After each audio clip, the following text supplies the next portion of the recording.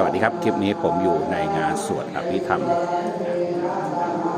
ศพพระครูวิบูลย์ศรียาลากรไพฑูรย์ปิ่นมงเลนะครับอดีตเจ้าอาวาสวัดเกษตรารามตำบลไสงามอำเภอบางเลนจังหวัดนครปฐมนะครับงานนี้เป็นคืนสุดท้ายนะครับจะเป็นการสวดภาษามอญนะครับในการสวดภาษามอญนะครับเพราะว่าวัดเกษตรเป็นหนึ่งในวัดเกษตรเป็นหนึ่งในวัดที่ตั้งของชุมชนมอญกระทุ่มมืดนะครับครอบคลุม2 อำเภอนะครับอำเภอไซน้อยจังหวัดนครปฐมอำเภอบางเลนจังหวัดนนทบุรีนะครับมีวัดมอญตั้งอยู่หลายวัดนะครับถ้าเป็นฝั่งบางเลนนครปฐมก็จะมีวัดเกษตรารามวัดบึงลาดสวายนะครับแต่ถ้าเป็นจากทางอำเภอไซน้อยกันครับมีวัดบ้านนิยมวัดสโมสรวัดหม่อมวัดสโมสรวัดยอดพระพิมลนะครับโน้นนะครับผมเคยเขียนถึงนะครับวันนี้จะเป็นการสวดภาษามอญนะครับคืนนี้เป็นคืนสุดท้ายนะครับก็มีลูกศิษย์ลูกหาเดินทางมาหนาแน่นนะครับแล้วก็จะมีการเก็บศพไว้น่าจะบานข้ามปีนะครับเป็นขนบธรรมเนียมมอญนะครับก็จะเก็บไว้เล่นศพนะครับ1 คืนนะครับอันนี้เป็นลูกศิษย์ลูกหาที่เดินทางมาฟังพระอภิธรรมนะครับเดือนนี้เป็นการสวดนะครับ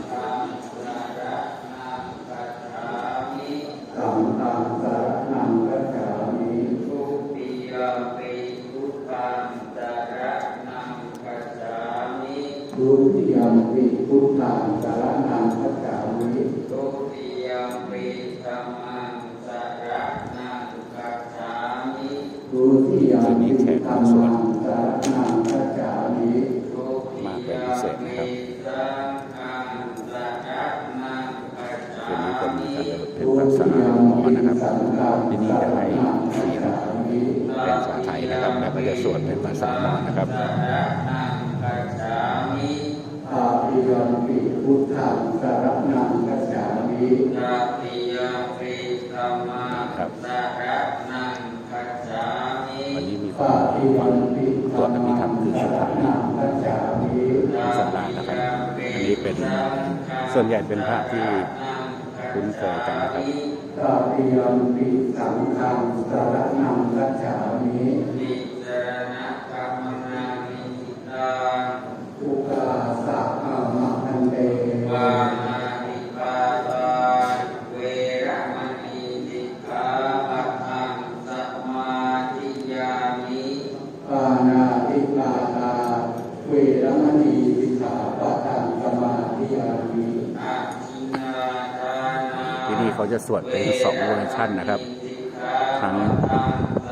ภาษาไทยบาลีไทยแล้วก็บาลีมอญนะครับเวรมณีสิกขาปะทังสมาธิยามิกาเมสุมิจฉาจาราเวรมณีสิกขาปะทังสมาธิยามิกาเมสุมิจฉาจาราเวรมณีสิกขาปะทังสมาธิยามิมุสาวาทาเวรมณีสิกขาปะทังสมาธิยามิมุสาวาทาเวรมณีสิกขาปะทังสมาธิยามิราเมรยะมัชฌะปมาทฐานาเวรมณีสิกขาปะทังสมาธิยามิสุราเมรยะมัชฌะปมาทฐานาเวรมณีสิกขาปะทังสมาธิยามิสาธุอิมานิปัญจสิกขาปะทานิสิเลนะโสปฏิยันติสิเลนะโภคสัมปทาสิเลนะนิพพิยันติตัสมาสิลามิโสทัพพิสาธุสาธุสาธุ